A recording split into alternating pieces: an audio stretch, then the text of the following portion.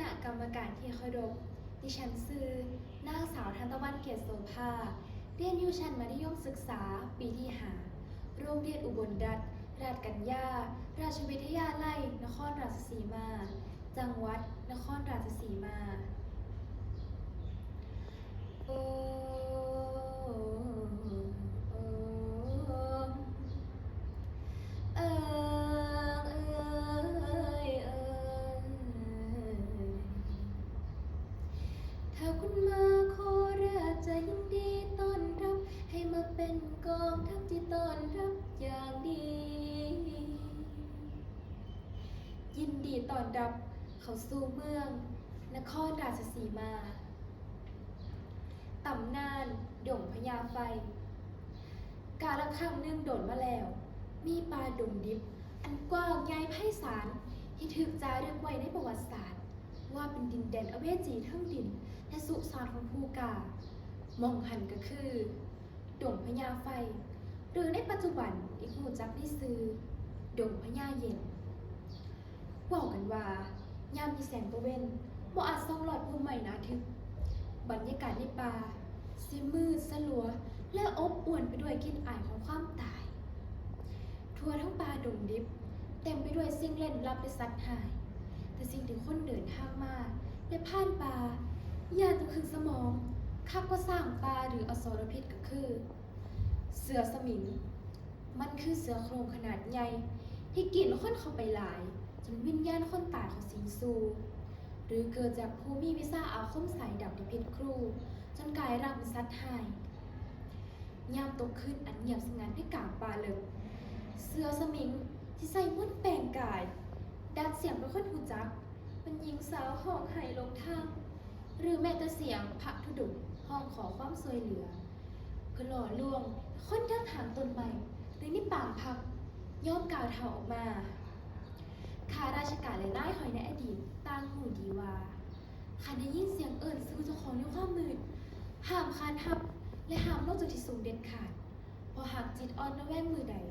ข้อมเขียวของสมิงหายก็จะขยำหลับไปเป็นอาหารทันทีซ้ำหายไปกว่านั้นหากรอดจากข้อมเขียวของเสือสมิงมาใดทุกคนยังต้องเผชิญกับเพิ่งไข่ปลาหรือไข่มาลาเรียที่มองไม่เห็นด้วยตาเปล่าภัยที่สัญจรผ่านถูกยุ่งกลปองกัดร่างกายกระซีร้อนลุกวูบวับป่านถึงไฟแฝดเผานางสันจะทานและสิ้นลมหายใจไปในเวลาเพียงหมดจากมือจนเป็นที่มาของซื้อดงพญาไฟที่ผู้คนพากันยานจนโตสันในยุคที่ยังบ่มีรถไฟหรือถนนหนทางพ่อข้าเกวียนและนายหอยที่จำเป็นต้องคุ้มฝูงโง่ควายตัดผ่านป่าต่างหูดีว่า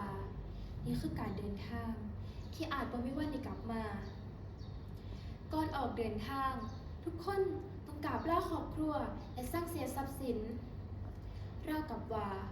นี่คือการเดินทางครั้งสุดท้ายเพราะใน10 คนอาจเหลือรอดกลับมาบ่ฮอดเคิงการเวลาหลวงเลยมาจนฮอดแผ่นดินรัชกาลที่4ด้วยพระนามพิฟังเบิงดูพายและกินข้าวเหลือได้ขับคุมมาดลพระบาทสมเด็จพระปิ่นเกล้าเจ้าอยู่หัวถูกทรงโปรดให้เปลี่ยนนามผืนป่าให้หลีใหม่ให้เป็นดงพญาเย็นเพื่อปัดเป่าอัปมงคลและหวังให้ความลมเย็นเขามาบดบังความห่อนแห้งของไข่ปลารวมถึงขับไล่สิ่งลี้ลับหลอกหลอนให้สิ้นไปสะพานเสื่อมความเจริญทอดตัวลงอย่างแท้จริงในประวัติศาสตร์เมื่อมีการขุดเจาะถากทางเพื่อวางทางรถไฟสายอีสานแม้ว่าดงพญาเย็นสิงคงสำแดงฤทธิ์เดชฆ่าชีวิตกรรมกรและวิศวกรไปหลายพันคนแต่ในที่สุดมนุษย์ก็สามารถเอาชนะธรรมชาติอันโหดได้สำเร็จเสียงหวูดรถไฟและแสงไฟจากหัวรถจักรแผดเผาความมืดมนเสียงคำรามของเสือสมิงและไข่ปลาค่อยๆลับหายไปจากเสียงรถด่วนที่แล่นตัดผ่านป่าเมื่อป่าเริ่มเปิดผู้คนเริ่มหลั่งไหลเข้ามาบุกเบิกแต่สิ่งลี้ลับของเจ้าป่าเจ้าเขายังอยู่สืบเนื่องมาจนหอดยุคนายพลสฤษดิ์ธนรัตน์ที่ได้จัดตั้งอุทยานแห่งสัตว์เขาใหญ่ณบริเวณทางเขาอุทยาน ในช่วงเวลานั้นเอง ที่ศาลเจ้าพ่อเสือและศาลเจ้าพ่อเขาใหญ่ได้ถูกจารึกขึ้นเว่ากันว่าท่านปลัดจางอดีตปลัดอำเภอผู้ทรงคุณธรรม และมีอาคมแก่งกาจในสมัยรัชกาลที่ 5 เป็นผู้ที่เขาเพื่อบุกเบิกและปกป้องชาวบ้านจากกลุ่มโจรป่ารวมถึงสัตว์หายในแถบนี้ หลังจากท่านสิ้นชีวิตลง ดวงวิญญาณอันทรงพลังของท่านพร้อมด้วยบริวารคือพญาเสือโคร่งแห่งดงพญาเย็นยังคงสถิตอยู่เพื่อพิทักษ์ผืนป่า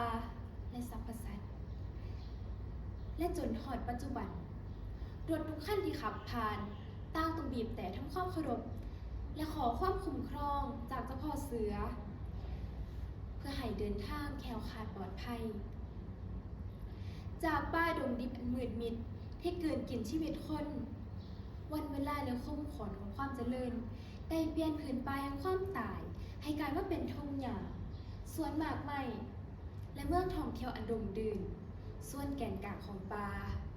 ได้ถูกแปลสภาพเป็นอุทยานแห่งชาติเขาใหญ่ และผืนป่าข้างเคียงกลายสถานะเป็นมรดกโลกที่รอเลี้ยงชีวิต และมอบอากาศบริสุทธิ์ให้กับผู้คน ปิดฉากตำนานดงพญาไฟ พื้นป่าอาถรรพ์อันดุดัน ให้เหลือไว้เพียง เรื่องเล่าขานและความศักดิ์สิทธิ์ข้ามกาลเวลามาจนฮอดปัจจุบัน